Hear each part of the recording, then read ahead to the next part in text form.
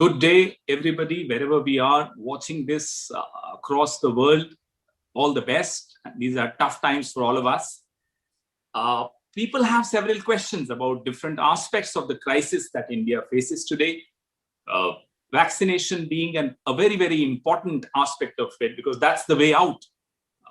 Well, there are other questions in India being raised today. We'll discuss those questions at some other time. But right now, let's focus on India's journey so far through the immunization program from 6 to 8 and how we achieved what we achieved. We have with us two people who frankly don't need any introduction. Mr. Jairam Ramesh, Mr. Sam Pitroda. The world knows them as people who've brought in fresh new ideas into governance, into public policy, and helped India achieve what it has achieved. So to say that this government should take advantage of the kind of wisdom we have at our disposal as a country is being very ambitious. But we've realized, we've seen that whether it's Dr. Manmohan Singh's letter, whether it's Sonia Ji's letter, whether it's Mr. Rahul Gandhi's suggestion, or whatever suggestions that we have tried to give to this government, very reluctantly, they have had to accept those suggestions because it's in the interest of the country, frankly. So India's journey at achieving the universal immunization has had people like Mr. Jairam Ramesh and Sam Pitroda, not just as witnesses of history, but as people who've been kind of travel guides in that journey. They've guided governments, they've guided political leaderships, and we've achieved what we've achieved. So let's start with Mr. Sam Pitroda. What's the difference you see in the India of 80s when you changed the immunization program to UIP, and India of the 21st century, which we are in today, facing this crisis? Thank you, Pawan. Thank you for the opportunity. And I'm delighted to be with Jairam Ramesh, who made a substantial contribution in the early days on immunization. So let's go back a little bit to give you an idea of how it all started. Rajiv Gandhi had this dream to take India into 21st century with pride, with focus on Indian values, enhanced democracy, freedom, and part of that equation was to really focus on our children, because that was the future. And their health was the key. So one of the elements was immunizing our children. We had immunization, but it was not organized effort. So Rajiv Gandhi had focused on set of technology missions. The idea was to bring technology to benefit people at the bottom of the economic pyramid. The idea was to use technology as an entry point to bring about generational change. The idea was to democratize technology. The missions were related to rural drinking water, literacy, immunization, edible oil, telecom, and milk production. Immunization was one of the most important missions. The idea then was to really immunize large number of children. India had the largest number of polio patients in the world, and we were not making any polio vaccine in our country. I'm sure we'll talk more about it because Jairam can give you a lot more details on how we call this meeting of polio experts and all that. But I just want to set the stage that the idea of immunization mission was also rooted in one, listening to the public, getting non-government agencies involved, open to media. So all of these ideas were rooted in institution building, rooted in role of civil society, was rooted in scientific mindset. And I see all three being challenged today in many ways. Okay. To me, these three were very fundamental. The role of civil society in immunization program, literacy program, water program was very important, NGOs. Today, civil societies have very little space. Institution building, whether starting production of vaccine in India, then India hardly made any vaccine. Today, India is the largest producer of vaccines in the world. And credit goes to initiatives taken during immunization mission. People don't understand, they have short memory. So when some people say nothing got done in last 50 years, I feel sorry for their ignorance. They don't mean what they say, and they don't say what they mean. So I think immunization journey, as we'll discuss more now, has taught us a lot of lessons. One lesson that I would emphasize today in light of what is going on is that we must listen to the voices of the people. We must invite others for ideas and input, civil society, domain experts, institutions, and we must have scientific mindset. So these are the issues I hope we can discuss, but I'm sure Jairam will have a lot to say. So before Mr. Jairam Ramesh gives his inputs, Mr. Sam Pitroda spoke about the lessons learned. Mr. Ramesh, during those days, the media as we see it today, both conventional and non-conventional media, was, if I'm allowed to say it, in a stage of infancy as compared to what we see today. Spreading your message to and fro, both, as Mr. Sam Pitroda said, listen to people. Listening to people and talking to people was both not as easy as it has become today. So what were the challenges from a communication point of view? If you could also highlight that, we'd all be very grateful. Well, remember that the objective of the technology mission of immunization was to immunize 25 million infants every year. Right. 20 million pregnant women every year. This was the objective. And this was not a immunization against one disease. It was to provide immunization against 6 vaccine preventable diseases: diphtheria, pertussis, which is whooping cough, tetanus, tuberculosis, polio, and measles. So really, DPT was one vaccine. So we were providing 4 vaccines, one for DPT, one for tuberculosis, one for measles, and one for polio. So 4 vaccinations for 25 million infants every year and 20 million pregnant women. So, this is a huge massive task. The pregnant women didn't get the polio and the measles vaccines, but the infants certainly did. So look at the magnitude of the challenge we were talking. Secondly, as Sam mentioned, some of these vaccines were being produced in India, tuberculosis vaccine, for example, but the polio vaccine, 2/3 of the world's cases of polio were in India, but the polio vaccine was being imported courtesy UNICEF. So the 2 things that were done, which Sam spoke about. One, there was a huge outreach to the scientific community, because the scientific community was divided whether there should be an injectable polio vaccine or an oral polio vaccine. And in India, anything oral is obviously more administratively convenient than something that is injectable, which has its own issues.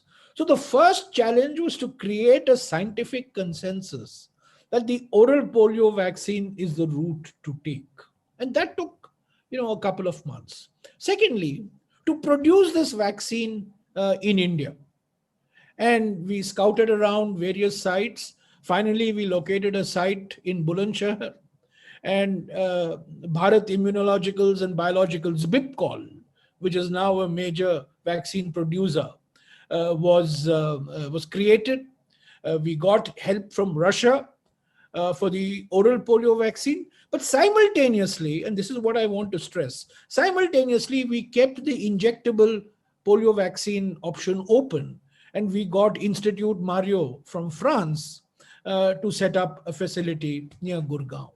So creating of a scientific consensus, number one, setting up of the production, Make in India, which today, we are drum beating on Make in India. Make in India, BIPCOL was an outstanding example of Make in India. And, we set up that production facility. At the same time, Pawan, the Department of Biotechnology was also established. And it is because of the Department of Biotechnology that 10 years later, Bharat Biotech became a reality. So you see, this is all part of a sequence of events. DBT, Department of Biotechnology, gets set up in 1986. The Technology Development Board gets set up. And then you have a whole slew of new companies that come up. And Bharat Biotech, which has now produced the Covaxin.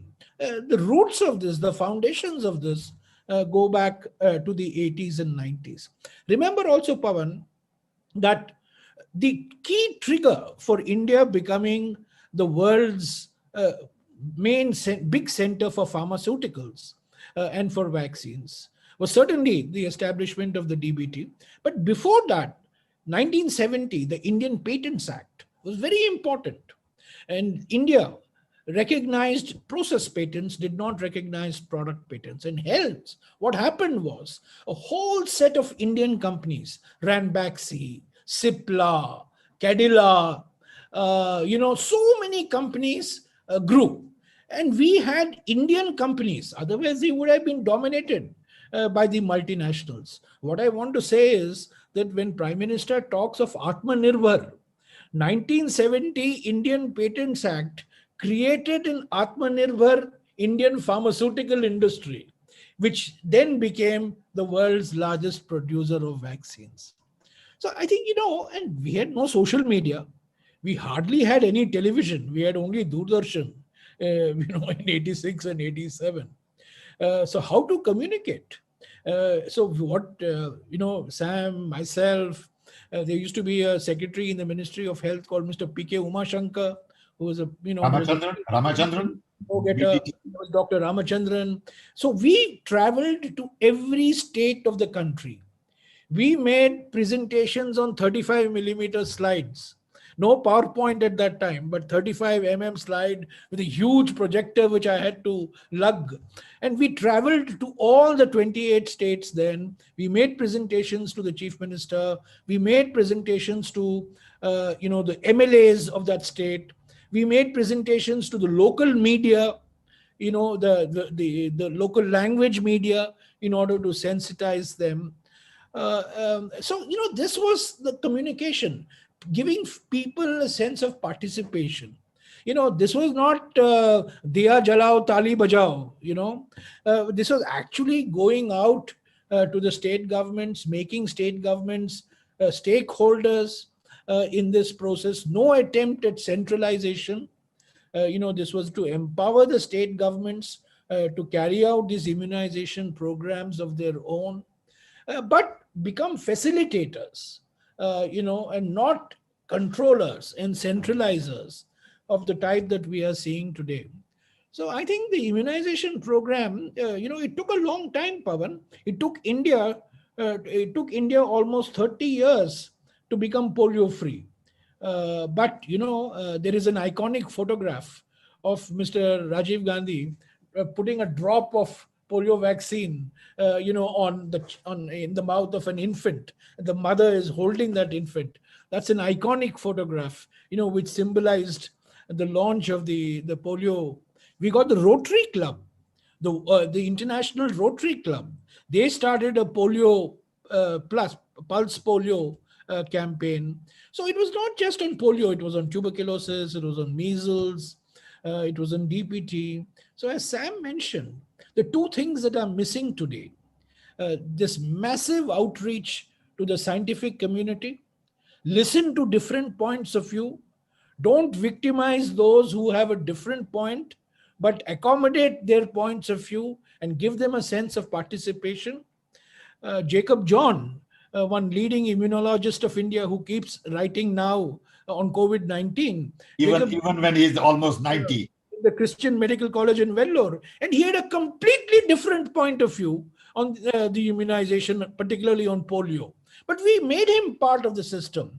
We listened to him. We argued with him. And he participated. So that's one. I would like to add quickly one point to what Jairam is saying. Jairam and I decided that we should listen to large number of experts. So we invited 70 experts from all over the country on polio vaccine and immunization and put them in one room for almost 2 or 3 days. And we said, we are not going to let anybody go from here until we decide whether India should benefit from oral polio or injected polio. We cannot send conflicting signals to the people of India and scare parents as to whether their children took it right or they should have done something else. That is the kind of conversation we need that Jairam is talking about. Open conversation, listening to the voices of the others. So I think the whole idea of democratic institution, the idea of communication, idea of talking to press regularly, openly, honestly, a lot of that is missing. Pawan, there were a lot of mishaps on the way because the cold chain equipment was very weak. We did not have a cold chain equipment to store these. So there was a lot of mishaps. There were deaths because of the measles vaccine and various other.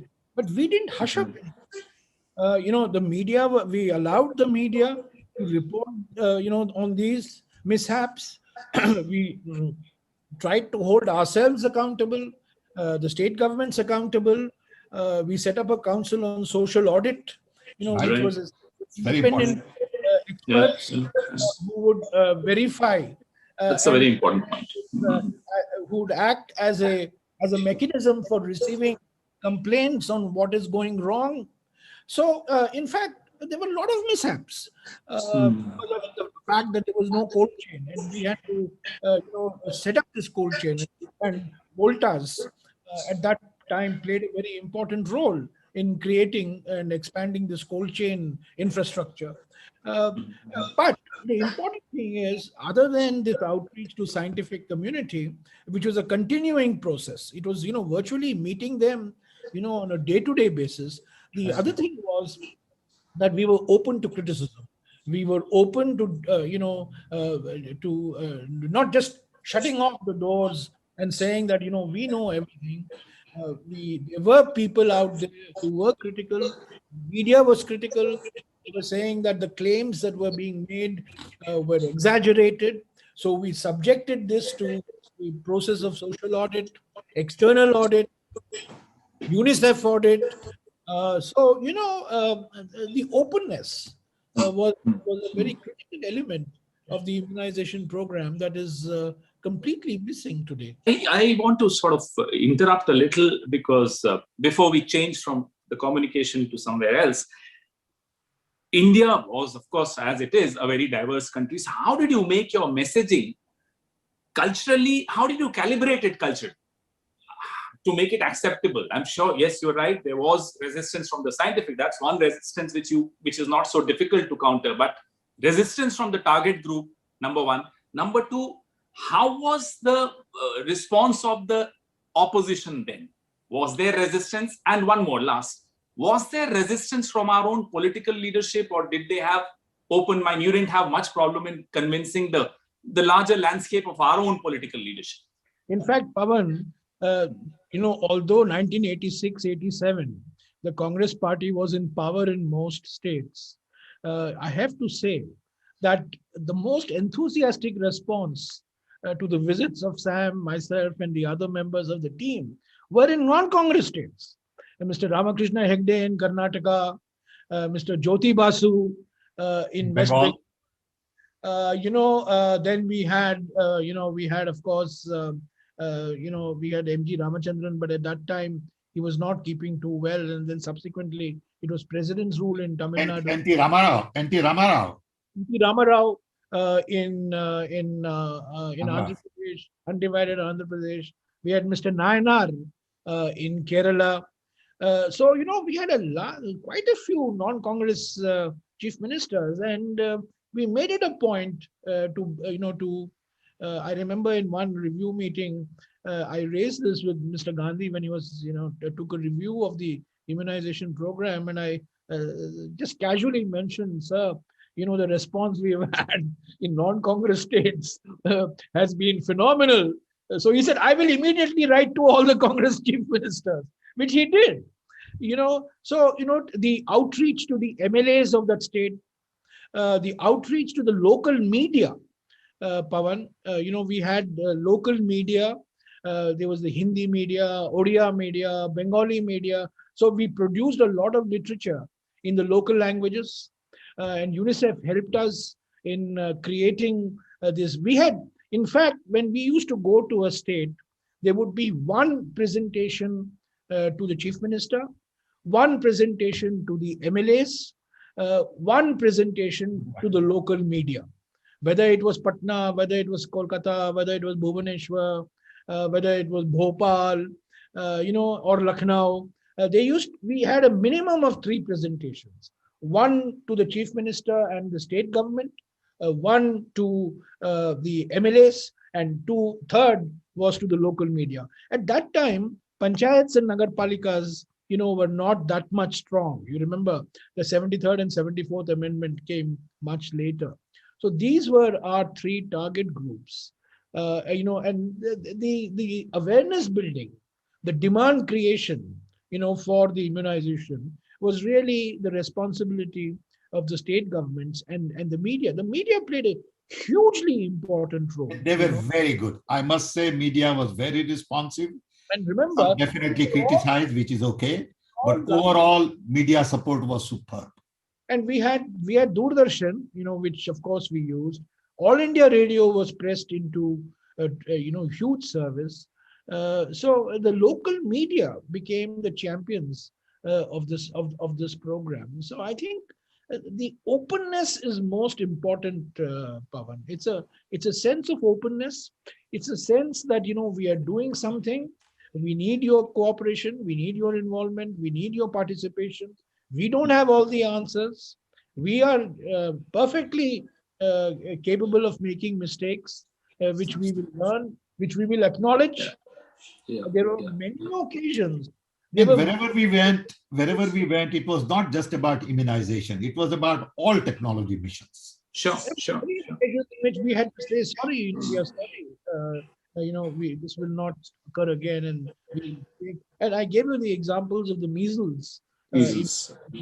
Sure. So I would, we are talking about a government then which did not treat the opposition as enemies.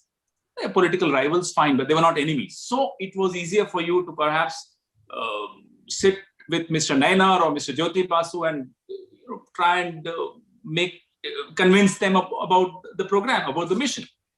Right now, we have a government which treats the opposition as enemies. Therefore, the challenge, I think, is deeper because the country then gets divided, especially when the government has a baggage of knee-jerk decisions like demonetization, like CAA. So the trust deficit for that government becomes huge. How do you think that trust deficit can be bridged as a leading opposition party? How do we try and bridge that gulf? Because the government, I'm sorry, has lost a lot of ground in terms of trust. Well, the political atmosphere in the mid 80s certainly was not as toxic as it is Right. today. Right. I think that's the Certain. And we had a government which had a great majority. Don't forget that Mr. Gandhi had 410 members of parliament. I mean, he had a working majority in the Rajya Sabha, but he had a brute majority in the Lok Sabha. But in spite of that, there were non-Congress states. Other political parties were there, but in spite of that, we went out of our way to reach out, and I think that's very important. I mean, the signal came from the Prime Minister. The Prime Minister's mandate was reach out to everybody, listen to everybody, make everybody part of this, movement, the technology mission movement, so to speak. So I think, it has to start from the top. The opposition can say we will give constructive cooperation, but it takes two to clap. I mean, it's a handshake is a two-way And process. whenever we went there, we went as a group of almost 10 people. And state So government, it's a very and if you end up playing petty politics, I'll give you a very simple example. Dr. Manmohan Singh wrote a very, very sober, very dignified, and a very constructive letter to the Prime Minister.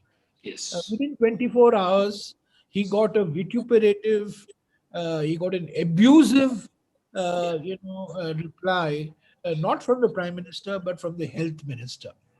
Dr. Manmohan Singh's letter was 2 pages. Dr. Harshvardhan's attack was a personalized attack on Dr. Manmohan Singh of 3.5 pages.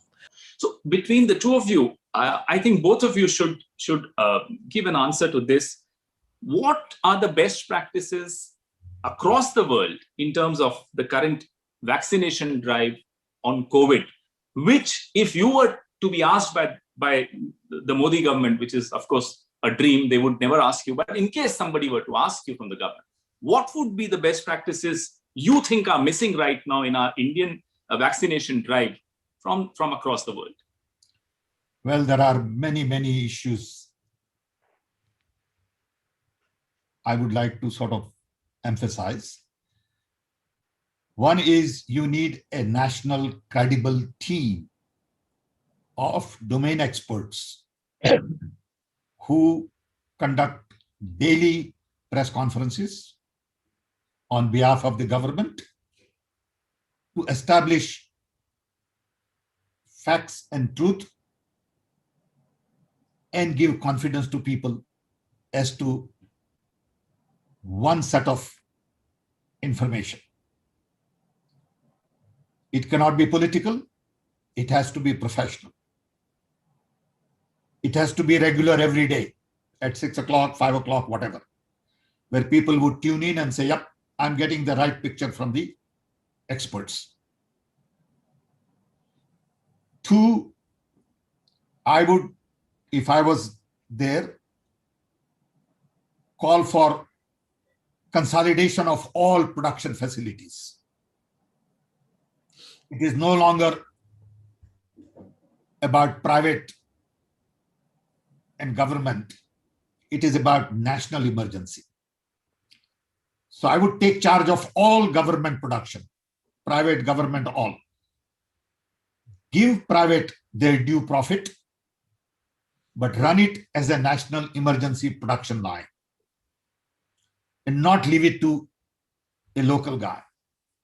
Part of that would be to design one price for everybody. You cannot have this three-tier pricing system. Okay, where you say so much for central government, so much for state government, so much for private. It just doesn't work that way. Allow private to make their profit, but decide the price at a national level and not leave it to the private. Distribution system. Also take charge, but at the same time allow state governments freedom and flexibility that they need to meet local conditions. And basically walk the talk. Establish credibility. Today there is no credibility. I don't believe what they say. Okay. I have no confidence in any of their words. Okay. And then when you walk the talk, you can't tell people to wear masks and then you conduct political rallies. You can fool some of the people some of the time. But going back to your original question, establishing credibility through professionals, domain experts, and we have some great people. I see some of them on TV. They are good doctors, good scientists. They know what they are doing. And if they make mistakes, it's okay for them to make mistakes. It is okay for them to misjudge something. But they will tell you the facts. We need to empower them. I mean, I cannot imagine that our country is going through oxygen shortage. I just cannot comprehend. We should have thought about this a year ago. We should have prepared for the worst. We had 1 year to plan.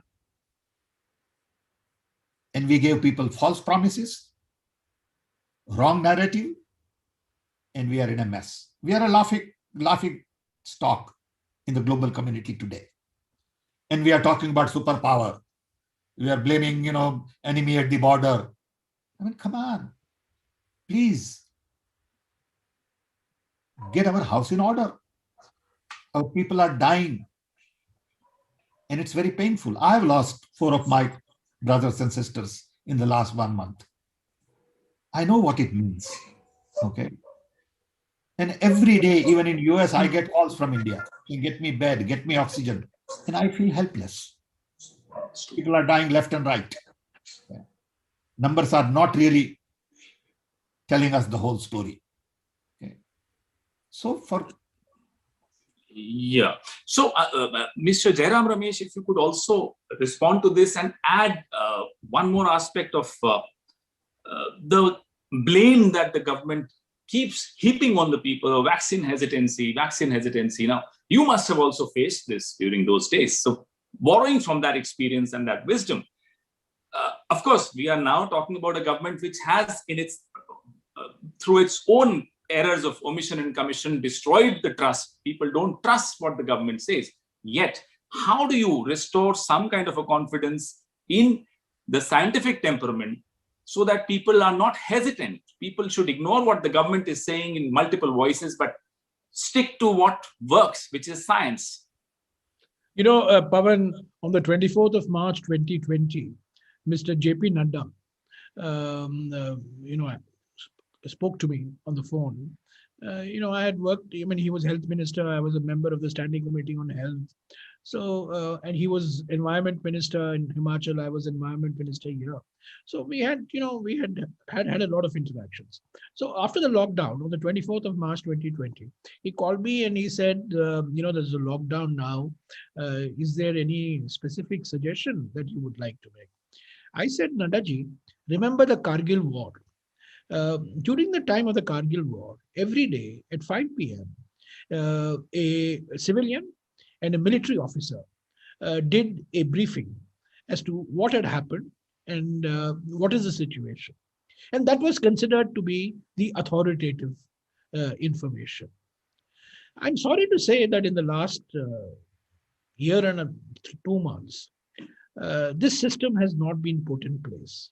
We have credible people. I mean, when Dr. Guleria speaks, he speaks a lot of sense. He's director of the All India Institute of Medical Sciences. Absolutely. Why couldn't Dr. Guleria every day at 5 p.m., along with, a health official, but, an IAS officer is not going to cut much ice. It has to be a medical professional. You have Guleria, you have Dr. V.K. Paul, who's a member of the Niti Aayog, who's also from the All India Institute of Medical Sciences. They're good people. So many people. You have Srinath Reddy, who is director of the Public Health Foundation of India. You put together, a group and let them every day, 5 p.m. on certain, every day, they take the nation into confidence. People, when Fauci spoke, Yes, of course.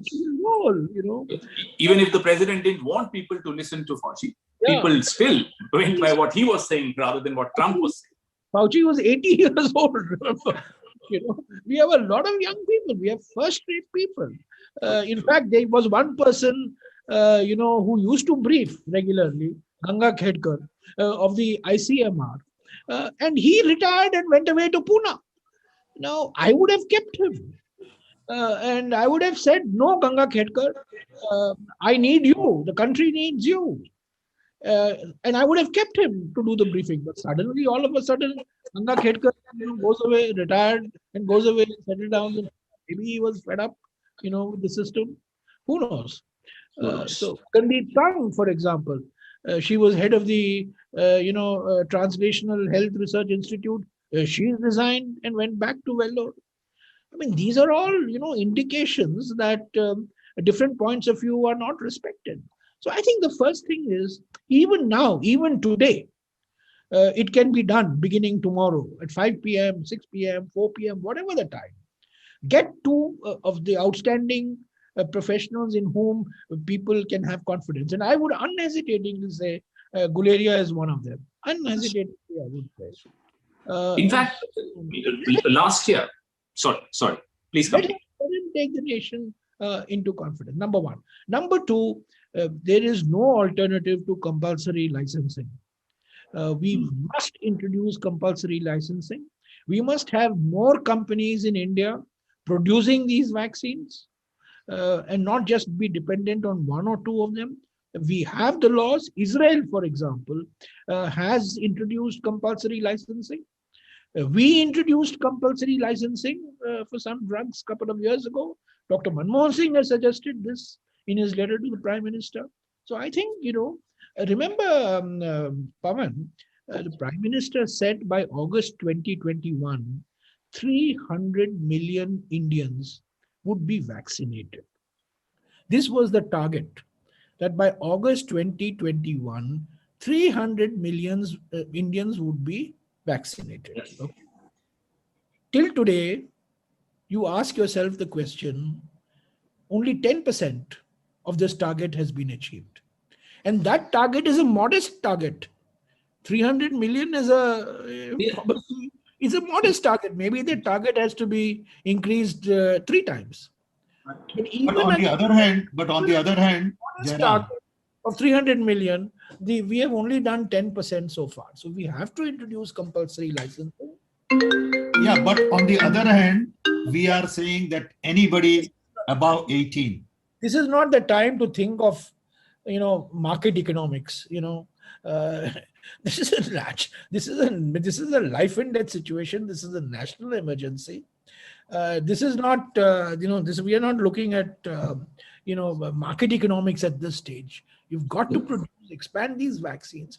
Even the United States government funded the Moderna vaccine. They paid more than $1 billion or so under that Operation Speed Warp or whatever it's called, Speed Wrap. This was all publicly funded.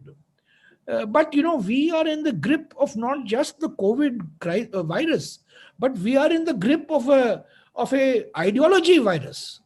Which looks at the public sector suspiciously, which thinks, this is the time for market economics, that this is the time that, private companies should be making profits at the pain of, at the pain and suffering of others. So this is not the time for that. That's true. As Sam said, we have to commandeer these facilities in the national interest. And we've got to vaccinate. That's the only option right now. We won't be able to travel. If anybody travels, the first question that will be asked is, are you vaccinated? So, Pawan, 300 million we were supposed to do by August. We have done only 10% of that 300 million. And that 300 million itself is probably a modest target. So that, in my view, is the single most important area of focus. Pawan, yes. Pawan, when the Prime Minister said that everybody above 18 will be entitled to get vaccine. If you look at India's population, roughly per year you can say 20 million people, average lifespan of 70 years, 1.4 billion. So if you take 0 to 18 out, 36 million or 400 million out, you have billion people to be vaccinated. Sure. Sure. Even if So- you vaccinate 2 million a day, which is a big number in India at this stage, you're Right. talking about 400 days required minimum, 400 to 500 days. I mean, somebody has to plan all this and say, look, this is not realistic. Don't make those promises. Sure, sure. So, coming to the, well, let's try and conclude now. But before we conclude, I want to ask both of you, what is it that is worrying you the most when you see what's happening around us in India? And what is it that gives you some hope? Mr. Jairam Ramesh. Well, I think it's the collapse of the state. I think, it's just, just the entire governmental machinery, in my view, is in a state of denial right now. And you cannot get on to the solution track unless you recognize what the problem is.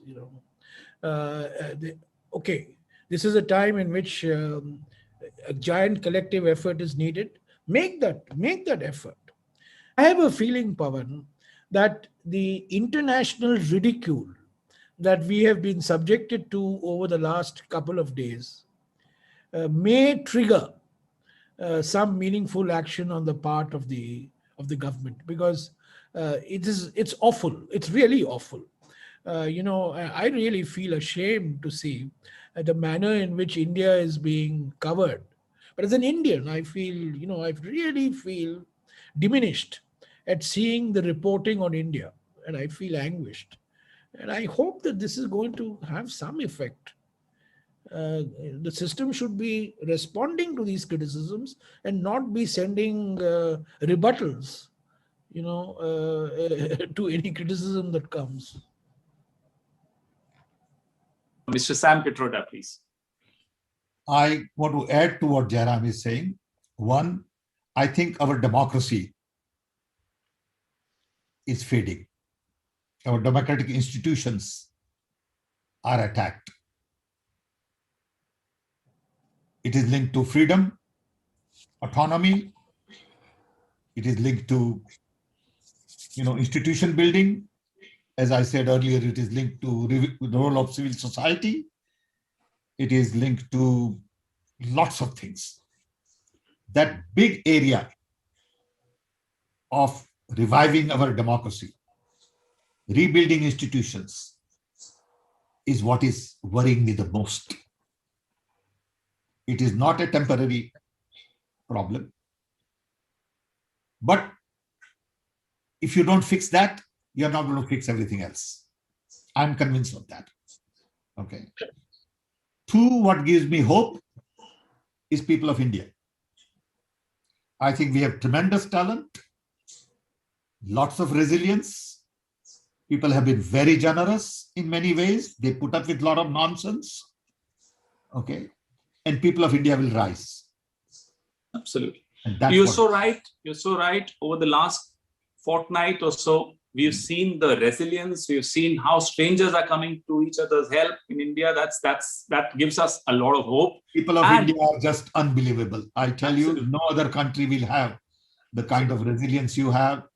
We have the kind of love and affection you get from neighbors. Yes, yes, Family. Yes. Look at, all these kids are lining up in a street with a bunch of, metal tubes waiting to get oxygen. I mean, where would you find that in? No other country you will have that. Somebody doing it for neighbor, somebody doing it for uncle, Yeah. And that is the strength of India. That's the strength of India. The opposition party has been volunteering. Dr. Manmohan Singh was not asked for any advice, yet he went out of his way to give advice. Our Congress president has been giving various suggestions. I think that's another, the robust opposition, which realizes that this is a time to act absolutely responsibly and come to the rescue of the nation. That's another strength of India, and I hope this is not a political issue. This is a national issue. It is. It has nothing to do with any Absolutely. nothing to do with opposition, nothing to do with Nothing to do with it. And that's what everybody. I hope the government It has also to do with the realizes, that pain this of the is people of not a India. political issue. Yeah, but Yeah. it has to do with the pain of the people of India. It is everybody's pain. You know, It if is. I was there, I would go to nation and apologize first.